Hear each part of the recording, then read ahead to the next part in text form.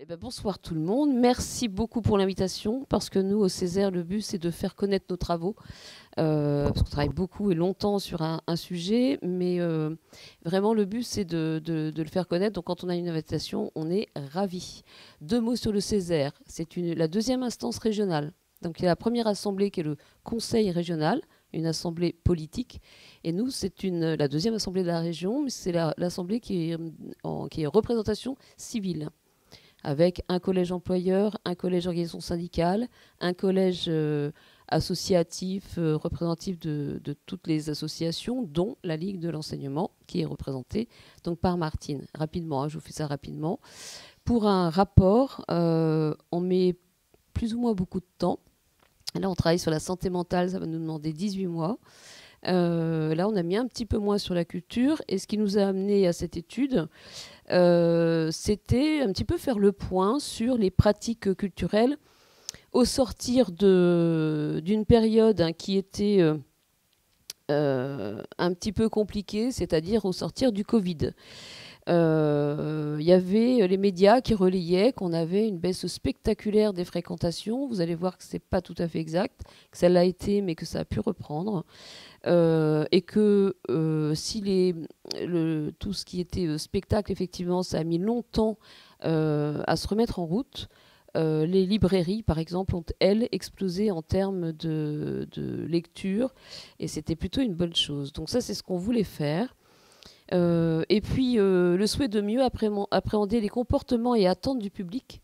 Et là, on s'interrogeait comment faire évoluer les politiques culturelles dans un contexte d'évolution des publics. C'est-à-dire que on nous disait que les plateformes, alors je vais en citer, enfin vous les connaissez, hein, les plateformes d'accès aux films, aux médias, etc., style Netflix, Amazon et tout ça, explosaient, qu'il y avait une vente de télé qui avait explosé, les canapés aussi. Donc on s'est dit, en fait, les Français sont devenus des gros feignants et passent leur temps avec leur tisane devant la télé. Vous allez voir que c'est pas tout à fait exact, et que l'accès à la culture en France, on a quand même une exception culturelle qui est celle qu'on connaît, mais voilà, on va voir qu'il y a quand même eu des choses qui ont bougé. Donc ces travaux ne proposent pas de définir le terme de culture qui mériterait à lui seul une étude entière. On peut y mettre des choses, hein. C'est comme quand on parle de la jeunesse, on parle des jeunesses, parce on a fait un rapport aussi sur les jeunesses. Quand on parle de la culture, c'est un terme générique, hein. Il y a beaucoup. On n'a pas la prétention d'être allé vers toutes les cultures. Pour autant, on est allé vers les musées, donc les librairies, les festivals, les cinémas, les salles de spectacle, les théâtres, etc. Donc on a quand même essayé d'aller voir un petit peu ce qui se pratiquait et comment ça se pratiquait. Nos techniques pour nos recherches, je vous l'ai dit, mais on auditionne, et on auditionne beaucoup. Donc on va parfois sur le terrain. Là, sur la santé mentale, j'étais hier au Havre sur quelque chose qui est assez expérimental, c'est-à-dire une mise en autonomie d'un appartement pour des gens qui étaient auparavant dans des hôpitaux psychiatriques, qu'on arrive à sortir d'une institution pour arriver à faire quelque chose. Donc là, on va sur le terrain, et là aussi, on essaye d'aller sur le terrain autant qu'on peut. Et donc on s'est appuyé sur des informations recueillies auprès de la DRAC, de la SMAC, donc la salle de musique actuelle, la librairie L'Armitière à Rouen, l'association Le Bazarnum, plutôt connue sur Caen, la direction de Rouen-Normandie pour les monuments, le théâtre de Caen, l'opéra de Rouen, le festival Beauregard, Café Image, le Luxe, l'Audia, la région Normandie, et j'en passe. Et la Ligue de l'enseignement, Oui. Céline Pain, qui est responsable du service culture, a été auditionnée sur cette étude, pour cette étude aussi. Voilà. Et vous dire autre chose, c'est que l'évolution des pratiques artistiques ne fait pas partie du périmètre de cette étude, tout simplement parce que là aussi, ça aurait été quelque chose de beaucoup plus long à appréhender. De toute façon, dans nos travaux Césaire, on n'a pas la prétention d'avoir une exhaustivité. On essaye juste de faire quelque chose sur la Normandie pour voir si, le but en tout cas de ces études-là, est-ce qu'en tant que Normand, on a accès à la même chose un peu partout, qu'on soit en ville, donc en métropole, en ville, en ruralité, qu'on soit senior, qu'on soit enfant, est-ce qu'on a tous, c'est ce qu'on a fait sur la santé tout court, une étude en 2020, est-ce qu'on a accès, tous les Normands que nous sommes, qu'on habite Évreux, Cherbourg, Dieppe, Le Havre, est-ce qu'on a tous accès aux mêmes choses? Donc la méthodologie, réunion du comité d'études une fois par mois avec une restitution écrite et orale aux membres de la commission. Donc on a une commission, moi je suis présidente de la commission développement humain et qualité de vie, le Césaire en compte 7. Et nous mettons en place un comité d'études pour des sujets précis comme celui-ci. On a auditionné donc plus d'une trentaine de personnes, des responsables de lieux culturels, je vous l'ai dit, artistes, collectivités, entre novembre 2022 et avril 2023. Donc vous voyez, c'était assez à court, puisqu'on a commencé en novembre 2022 et on l'a présenté en septembre 2023. Donc voilà. Et puis surtout, alors on travaille avec une chargée de mission qui est exceptionnelle, qui est Isabelle Labiche, et qui est donc elle salariée du conseil régional, et qui, elle, fait toute la partie, parce que le rapport, les cultures, c'est celui-ci. Il y a toute une partie rapport technique, qui est instruite par nos auditions, des recherches qui sont faites par Isabelle, de lecture, etc., de nos recherches à nous. Et on a une partie de préconisation, c'est-à-dire qu'à partir de ce qu'on a décelé, qu'est-ce qu'on aimerait dire aux autorités pour les aider à prendre des décisions. Nous, on n'a pas de pouvoir décisionnel, on aide à la décision. À toi. Donc, comme vous l'a dit Jocelyne, on n'est pas du tout parti sur une définition de la culture. Je crois qu'on aurait été assez embêté pour essayer de définir ce qu'est la culture, surtout. Et donc, on est parti sur le fil rouge de l'UNESCO, sur les propos de l'UNESCO qui sont sur le site de l'UNESCO. Donc, vous voyez la définition sur l'écran. Je prends juste ce qui est en gras, la culture enrichit nos vies d'innombrables façons et contribue à bâtir des communautés inclusives, innovantes et résilientes. Donc ça, c'est une définition plutôt plus universelle. Et l'autre point important dans la définition, c'est qu'aucun développement ne peut être durable sans une forte composante culturelle. C'est-à-dire de reconnaître que la culture fait partie du fonctionnement de l'être humain et de ses sociétés. Donc on est plutôt parti sur cette idée assez universelle de la notion de culture. Donc on va passer maintenant à une autre phase, c'est-à-dire que on fait un certain nombre d'observations à partir des auditions qu'on a menées, et donc on va avoir une série d'éléments saillants qu'on va vous détailler un petit peu dans les 3 diapos à venir. Donc la première série, c'est Jocelyne qui va en parler plutôt. Donc parmi les éléments saillants, ça vous l'aurez bien compris, c'est un PowerPoint. Après c'est beaucoup plus détaillé dans le rapport. Parmi les éléments, c'est que le secteur culturel a été touché de plein fouet par la crise sanitaire, mais globalement assez résilient en France grâce à des aides et des mesures culturelles volontaristes et conséquentes. C'est-à-dire que, je vous le disais tout à l'heure, c'est quand même les salles de cinéma, les salles de spectacle, c'est quand même des endroits qui ont beaucoup souffert du Covid et qui ont été les derniers à ouvrir. Donc ça, ils ont eu beaucoup de mal. On a par exemple vu des modifications de traitement entre des abonnements au théâtre que les gens prenaient pour une année entière. On a vu qu'après, ça s'est un petit peu modifié et que les gens prenaient par spectacle. Et plus du tout sur une année complète avec 10 spectacles ou 20 spectacles, enfin comme ça pouvait être fait avant. Donc il y a quand même eu des pratiques qui ont été modifiées. La crise sanitaire, donc à l'origine d'une accélération et d'une amplification d'évolution de pratiques déjà à l'œuvre, explosion du recours au numérique, chute des abonnements, attente d'offres plus personnalisées. Donc quand on a fait ce constat-là, dans un premier temps, on s'est dit, voilà, c'était assez catastrophique, quoi.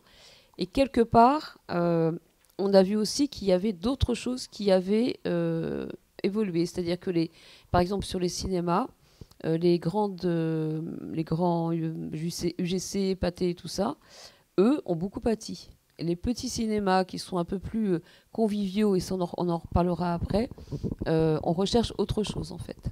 Oui, vous vous souvenez de cette discussion, de ces débats qui ont eu lieu pendant le Covid sur commerce essentiel ou non essentiel. Et il y avait bien les cinémas ou les librairies, est-ce que c'était essentiel ou non essentiel? Et à un moment, tout était fermé. Puis finalement, les librairies ont ouvert et se sont mises à des dispositifs, on va y revenir également, à des dispositifs numériques, puisqu'il y a eu ce système de click and collect. Et puis finalement, ça a complètement boosté, enfin on va dire ça comme ça, les librairies, et c'est quelque chose qui est resté. Et avec une exception culturelle française, du coup, enfin comme c'est resté, vous avez maintenant, depuis assez récemment, le coût de la livraison qui était gratuit pendant un moment, qui a été régulé en France, puisque quel que soit l'achat, on doit au moins 3 € de frais de livraison, alors qu'on était à 0 ou 0,90 centimes pour, 90 centimes d'euros à un moment. Donc ça, c'est une régulation qui s'est faite et qui vient de la crise sanitaire, en fait. Et donc depuis, on a quand même un besoin accru, marqué de convivialité et d'expérience collective. Donc, je vous en ai parlé, c'est que les cinémas associatifs ont le moins souffert parce que ce sont des lieux d'échange et de partage entre spectateurs, mais entre artistes et publics. Que la culture pour tous, accessible à chacun, c'est quelque chose qui était souhaité et redit, comme vient de le dire Martine. Il y a eu aussi des visites privatisées de musées personnalisés. Ça, c'est des besoins qu'on a pu entendre de la part de la responsable des musées et patrimoine de Rouen. C'est-à-dire que les gens vont faire un petit peu des escape games à l'intérieur de musées qu'ils vont privatiser, y compris la nuit. Donc ça a quand même changé un peu les comportements. Et donc la place des citoyens dans les projets artistiques, ça, depuis le Covid, on remet ça en place. C'est-à-dire que y avait la nécessité d'avoir un projet qui corresponde à un besoin du public. Alors que maintenant, c'est un peu le contraire. C'est-à-dire que c'est le citoyen qui va faire sa demande et les projets vont être faits pour eux. Je ne sais pas si vous voyez la différence, mais il y a quand même quelque chose de notoire où on prend quand même beaucoup plus en considération le besoin des spectateurs. Donc dans la deuxième série d'éléments saillants, vous voyez qu'on a une évolution des publics. Alors on a en particulier la question du cinéma qui a été posée en sortie de crise et qui reste le loisir préféré des Français. Je ne sais pas si tout le monde le sait, mais la France est au monde le pays qui a le plus de salles de cinéma, plus exactement, et que c'est le pays qui n'a fermé aucune salle de cinéma au monde, contrairement à l'Europe du Sud, notamment l'Italie et l'Espagne, ils ont chacun fermé à peu près 200 à 300 salles de cinéma. La France en a fermé 0. Donc ça, c'est vraiment une spécificité française très, très particulière et que contrairement à ce qu'on dit parfois, le fait d'avoir des plateformes comme Netflix où la vidéo à la demande n'est pas un frein au fait d'aller au cinéma. On va dire que ça a même renforcé la présence de physique au cinéma, mais c'est probablement un peu les mêmes qui viennent. C'est-à-dire c'est les mêmes qui déjà fréquentaient les cinémas qui renforcent plutôt leur pratique culturelle. Donc c'est un peu ça le risque. On a en Normandie aussi, donc par rapport au festival, énormément de festivals. C'est une des régions les plus fournies en festival au niveau français. Vous verrez, si vous lisez le rapport, soit sous forme papier, parce qu'on en a une petite dizaine à vous donner, mais il est disponible en ligne. Vous pouvez le lire en ligne sur le site du Césaire et vous verrez des statistiques sur les festivals normands notamment. Et un des gros points noirs des festivals, et c'est peut-être pas lié qu'au Covid encore que, alors évidemment il y a la question énergétique qui s'est beaucoup posée après le Covid, mais aussi un coût énorme, une augmentation énorme des cachets des artistes. et une grosse machinerie qui s'est mis en route. Enfin, une grosse machinerie qui est très très coûteuse pour les festivals. Donc c'est une question qui est beaucoup posée sur les festivals. Et on ne sait pas effectivement jusqu'à quand ça va pouvoir durer à ce niveau-là de festival. Ensuite, sur la question du spectacle vivant, alors c'est là que c'est le plus tendu, on va dire, plus que sur le cinéma, mais c'est pas nouveau. Mais tout le monde a constaté que la crise du Covid avait vraiment bousculé le spectacle vivant, qui lui a dû vraiment complètement fermer. Et qui s'est retrouvé, comme l'a dit tout à l'heure Jocelyne, avec un mode de comportement très différent, fin des abonnements, quasiment complètement, et on prend des places au coup par coup. Et 2 jours avant le spectacle, de façon très très courte.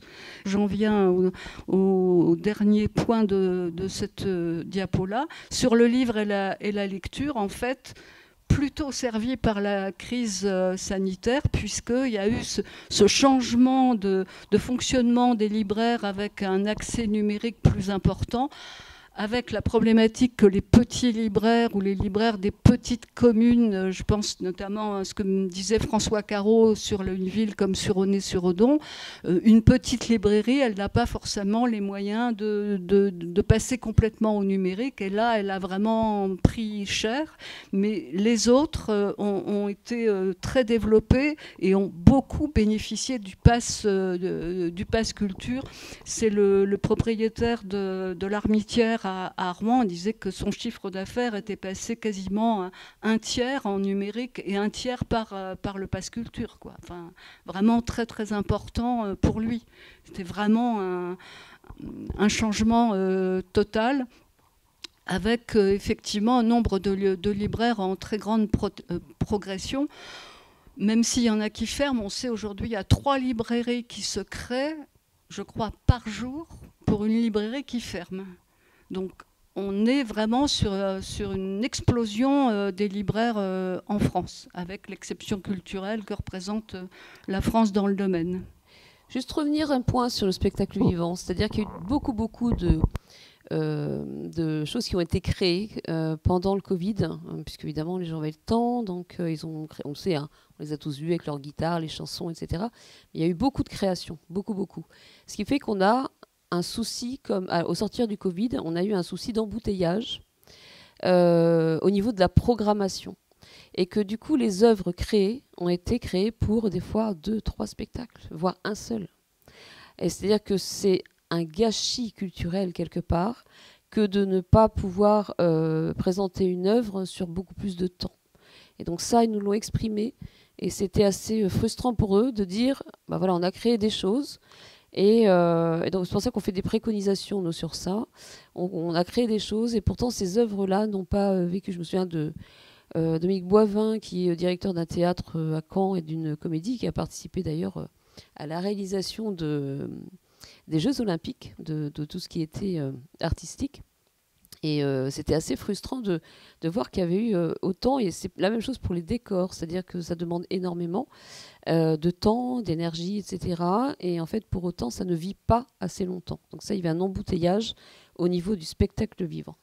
Une des problématiques qui ressort évidemment, c'est la question des politiques publiques sur la culture. Vous le savez, depuis la loi NOTRe notamment, la culture est une compétence partagée entre l'État d'un côté, la région, les départements, les EPCI, les communes, et c'est tellement partagé qu'à certains moments, les structures culturelles ne savent plus ou ne savent pas à quelle porte elles peuvent frapper.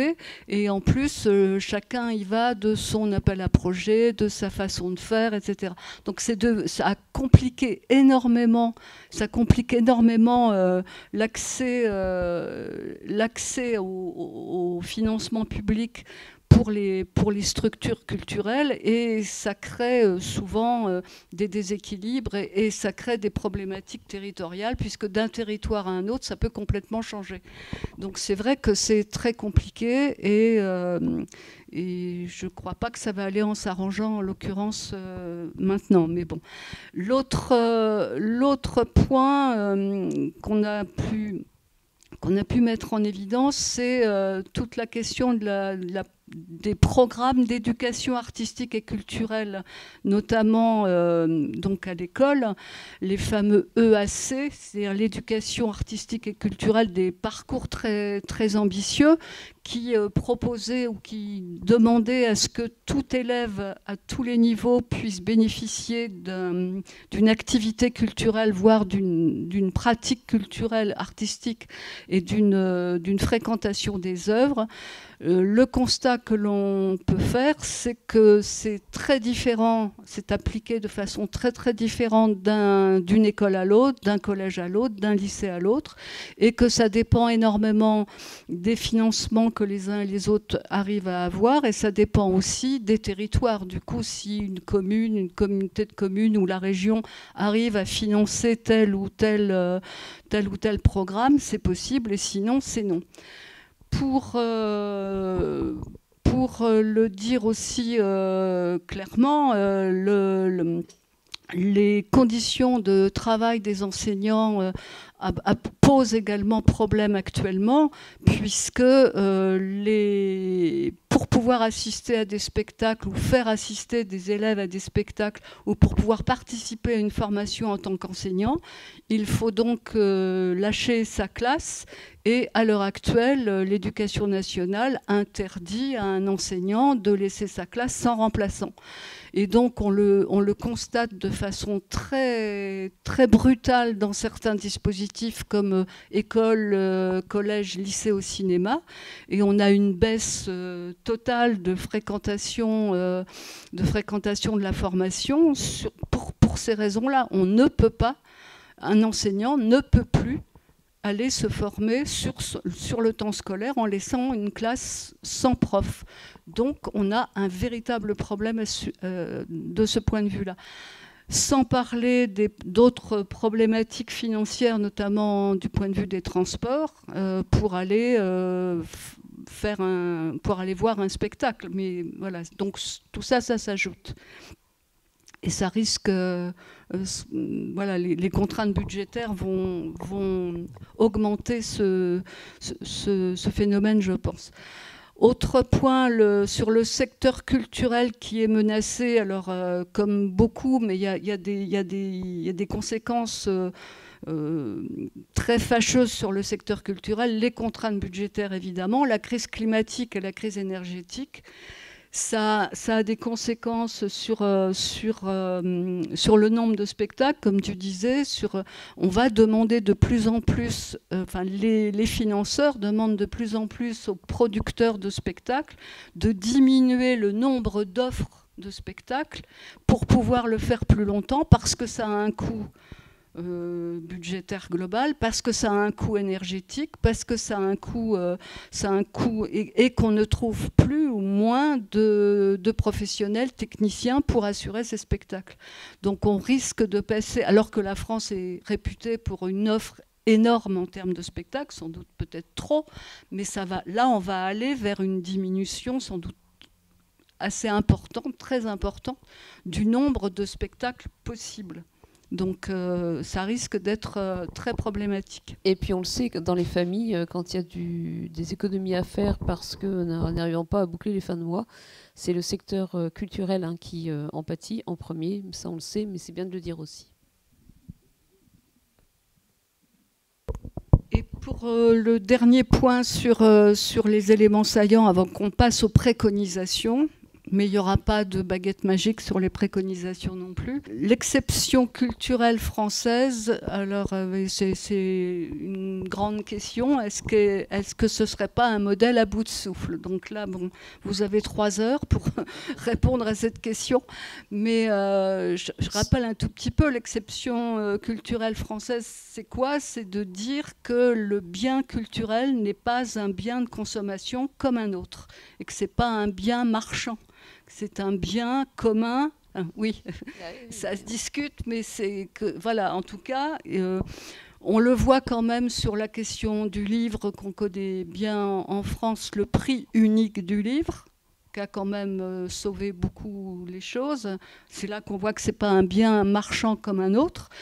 Le cinéma, entre autres, vous savez que sur chaque billet de cinéma, il y a une taxe, on peut dire ça comme ça, une taxe qui est prélevée, qui aide à la production d'œuvres de cinéma, de télévision, de séries, de films d'animation.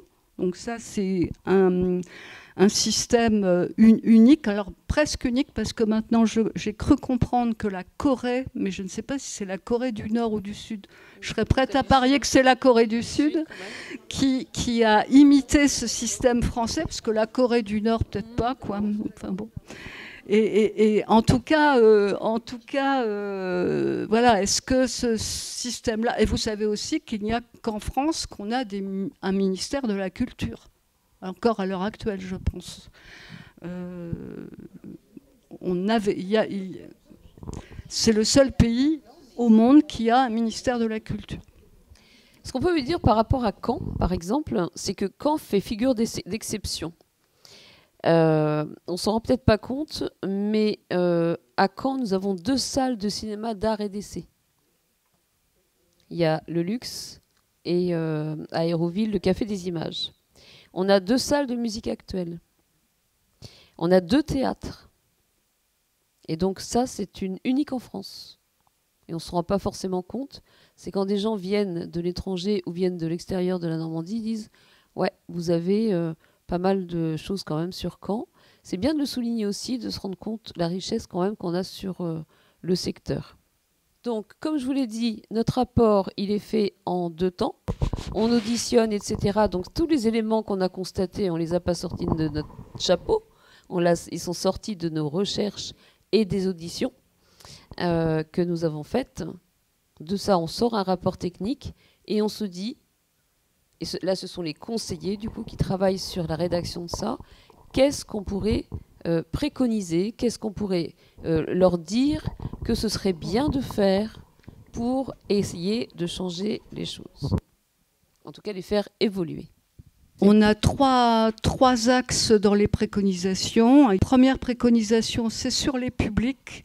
Et la question centrale autour des publics, c'est plutôt de proposer des lieux de proximité, des lieux culturels hybrides, c'est-à-dire avec des lieux d'accueil, de restauration, d'autres fonctions que la fonction pure culturelle. Ça, c'est quelque chose qui est revenu à beaucoup de moments dans les auditions sur la question des publics. On y revient juste un petit peu après. Le deuxième axe, c'est sur le numérique. Et visiblement, le passage au numérique est un passage obligé et un passage très positif pour ceux qui le réussissent. Et le dernier point, c'est sur les politiques culturelles de demain qu'il faudrait revoir dans leur... notamment dans le lien avec les collectivités territoriales et la nature des politiques publiques. Alors, reconquérir les publics, donc, c'est favoriser la proximité, la convivialité, la participation. On vous l'a dit, mais de la même façon un peu que les grandes surfaces sont un petit peu en difficulté parce qu'on s'adresse un petit peu plus à des petits magasins ou à nos commerces de proximité. Les salles de spectacle, en tout cas les grandes, ce que je vous disais, UGC ou Pathé, vivent un petit peu plus difficilement, même si ça fonctionne bien pour eux, on ne va pas trop s'inquiéter, mais en tout cas, il y a toute une partie de public qui cherche la convivialité et la discussion. J'entendais encore, là, c'est Demain au Luxe, c'est un film qui passe, mais avec 2 personnes, une actrice et puis le réalisateur, je crois. Et en fait, les gens recherchent ça, soit pour avoir du contact, avec ceux qui y interviennent ou entre eux. C'est-à-dire qu'il y a un petit moment d'échange avec un moment de convivialité autour d'une tarte aux pommes, d'un café, et c'est ce qui est pour l'instant recherché. On doit favoriser la proximité, c'est-à-dire que il y a de ça quelques années, pas si longtemps que ça, la région avait plus de 200 spectacles dans toute la Normandie. On est passé à... alors, je ne dis pas qu'il n'y en a pas, il y en a moins de subventionnés. On doit être passé à 70 à peu près. Donc, quand il n'y a pas de subvention, c'est un petit peu compliqué pour que des choses subsistent. Et pourtant, il y a des choses qui se font. Et quand ça se fait dans le rural, quand ça se fait en proximité des publics, les publics y vont et adhèrent. Donc, il y a quand même un besoin de se retrouver, et encore plus après le Covid. Donc faciliter la convivialité, la proximité, pour que tout un chacun puisse participer. Et de 2 à 90 ans, quoi. Enfin, même au-delà. Et ça, c'est vraiment quelque chose qu'il faut que nos publics entendent. C'est-à-dire qu'il n'y a pas que les grosses métropoles. On voudrait tout mettre auprès des métropoles, mais il faut se déplacer. Et se déplacer, c'est-à-dire dépenser soit de l'essence. Et là, c'est très cher, donc les gens n'y vont plus, se déplacent moins, en tout cas, sélectionnent ce qu'ils vont aller voir. Et donc la proximité, elle devient compliquée, et donc la participation aussi.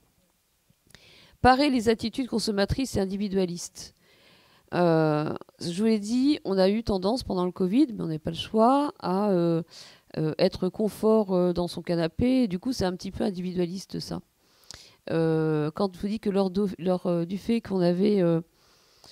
auditionné, qui est responsable des monuments historiques de Rouen, elle disait qu'il y avait quelque chose un peu de gênant à privatiser un musée, en fait.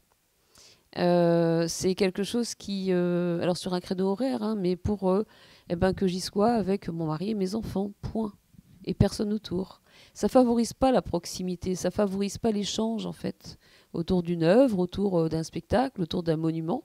On a besoin d'échanger. Et donc, ça, il faut parer ces attitudes-là. Et ça, quand on dit ça, on s'adresse à nous, qui sommes consommateurs et parfois individualistes.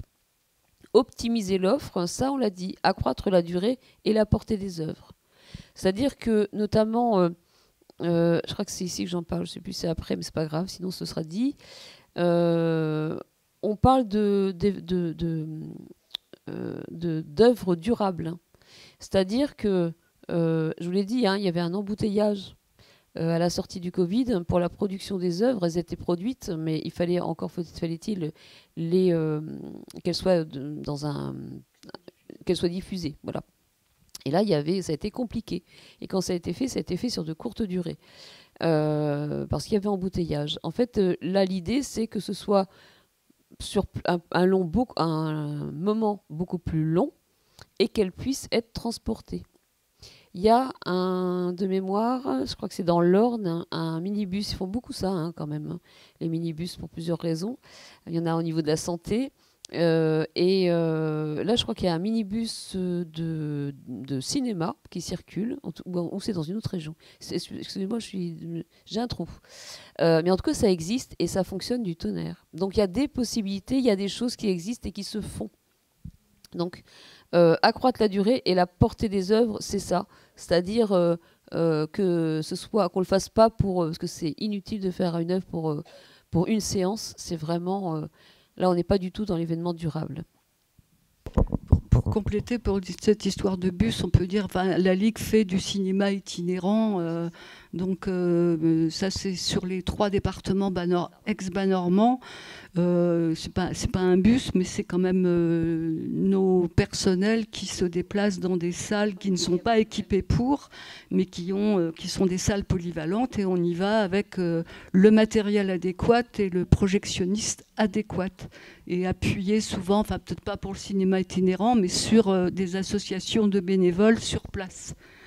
Dans le cinéma itinérant aussi. D'accord. En lien avec les collectivités qui font appel à nos services, quoi. Le luxe aussi le fait, en l'occurrence, il fait du cinéma en plein air. Pardon.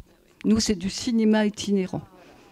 On passe à le deuxième axe sur faire du numérique un allié. Alors, je ne vais pas reprendre la totalité. Juste, vous avez sous les yeux les différents points. Ce qu'on vous a dit au début, c'est que le numérique est au contraire plutôt un allié et qu'il faut essayer d'aller vers des formations. Et il existe en Normandie des structures qui aident à la formation des structures culturelles du point de vue numérique. Vous le verrez, c'est dans le rapport, il y a différents lieux, différentes structures qui le font. La question aussi, ce qu'on a vu pendant le Covid, je prends l'exemple de l'Opéra de Rouen.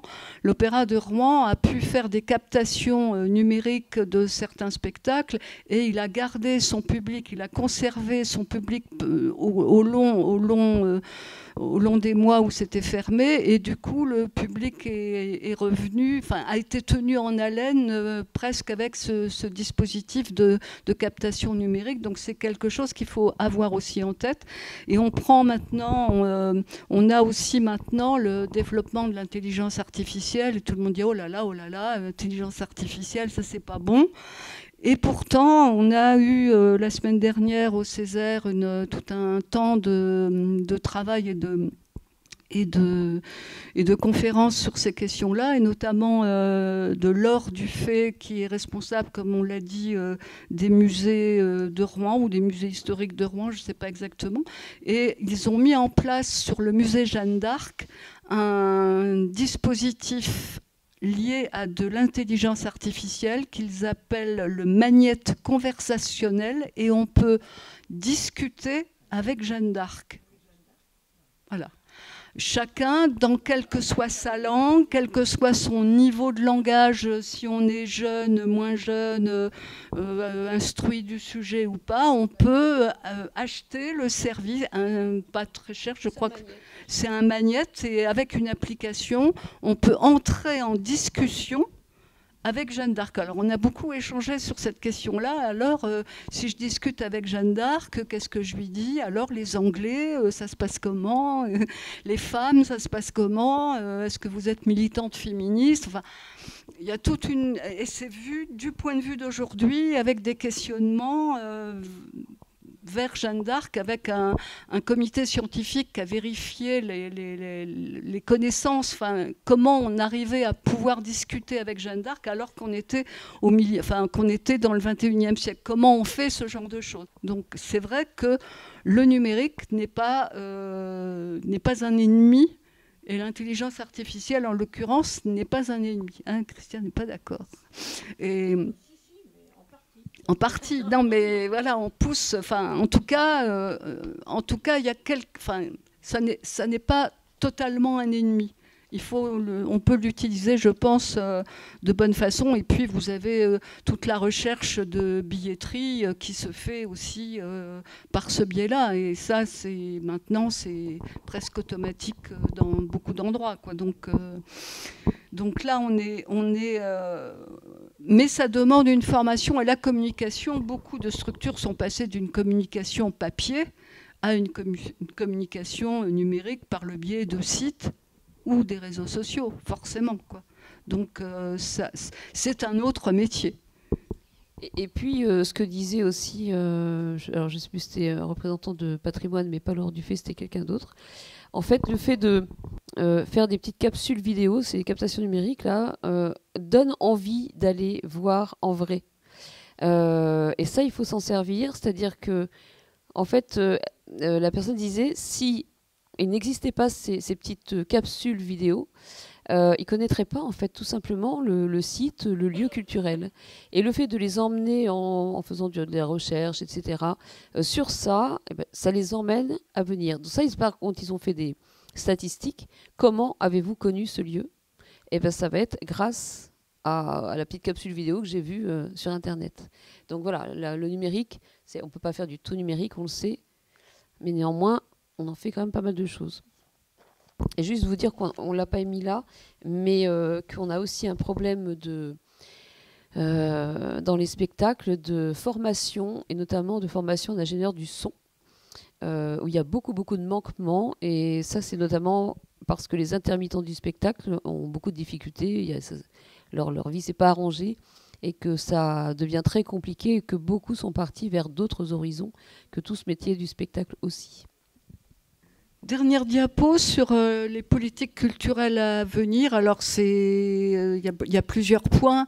Le monde culturel, en tout cas dans la direction des structures culturelles, est celui où il y a le moins de femmes.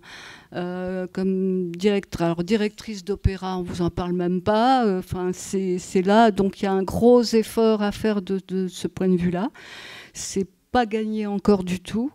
C'est vraiment en chef d'orchestre, c'est moins de 2%. Hein. Voilà. Donc il faut quand même qu'on arrive à faire de la place aux femmes sur tous ces postes-là. Sur sauvegarder la liberté de création artistique, alors on a de plus en plus, on a vu après le Covid, et sans doute pas à cause du Covid seulement, le fait que beaucoup de créations, beaucoup de structures qui produisaient des spectacles, financés par des divers financeurs, dont des collectivités territoriales, et c'était sous condition. Et donc, par exemple, là, c'est dans la Manche, on sait que que les associations culturelles qui veulent monter des spectacles, des concerts, devront répondre à un cahier des charges du point de vue environnemental, avec l'obligation d'avoir des actions environnementales liées à leur spectacle. On craint effectivement que les créations soient de plus en plus, ou les créateurs soient de plus en plus soumis à des contraintes de ce type-là, contraintes de tous ordres. Environnementales, on ne va pas dire que c'est mauvais, mais ça risque d'être de plus en plus prescriptif pour avoir des financements. Donc la question de la liberté de la création artistique, elle se pose. Elle va se poser et elle se pose déjà. Sur accélérer l'intégration d'urgence climatique, donc je vous l'ai dit, le fait d'utiliser des décors qui puissent être réutilisés pour d'autres créations, ça c'est un point.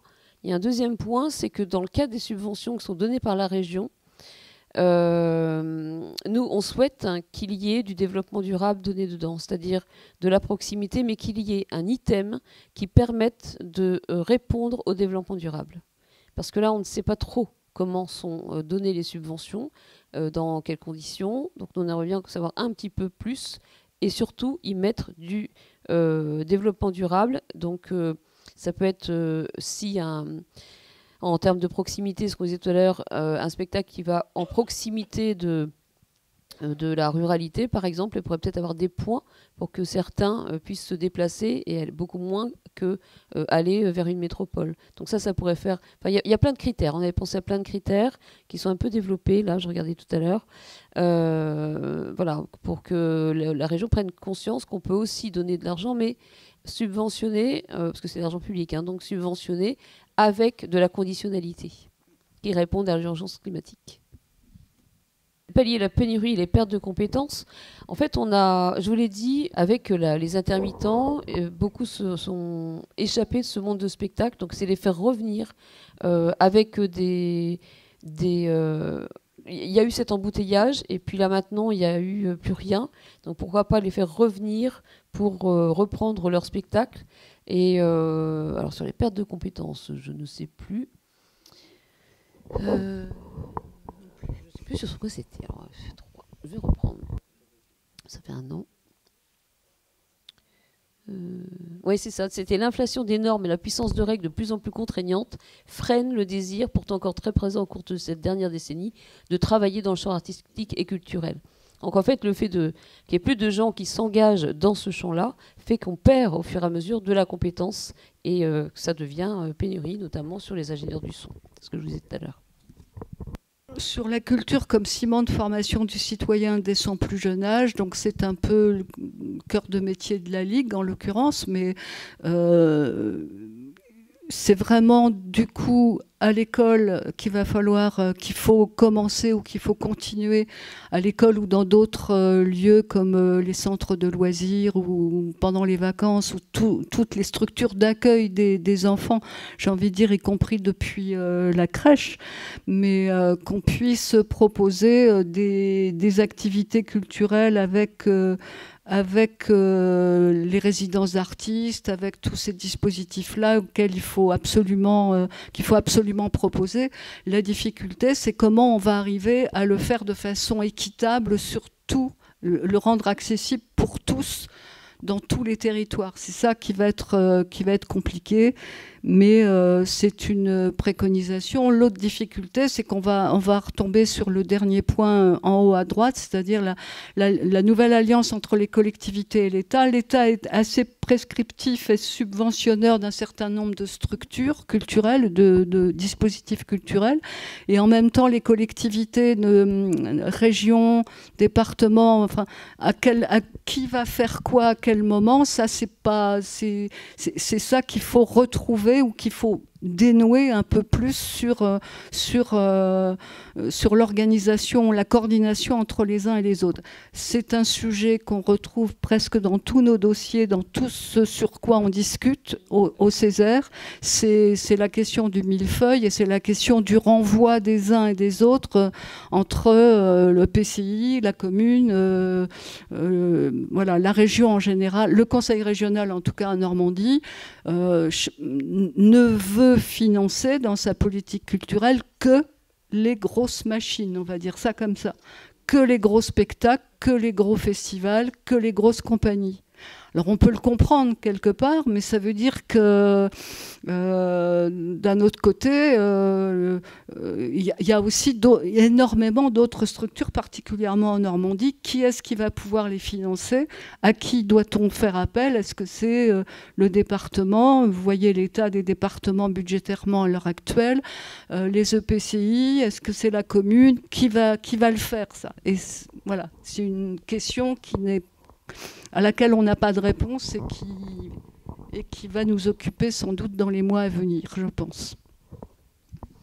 On vous remercie. On vous remercie pour votre attention. Je vous dire que là, j'ai emmené quelques rapports. Si vous en voulez, alors il est effectivement sur le Césaire. Parfois, on aime bien lire un bouquin.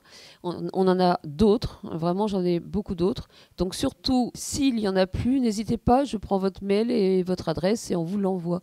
D'accord? Surtout, n'hésitez pas. Voilà. Merci pour votre attention.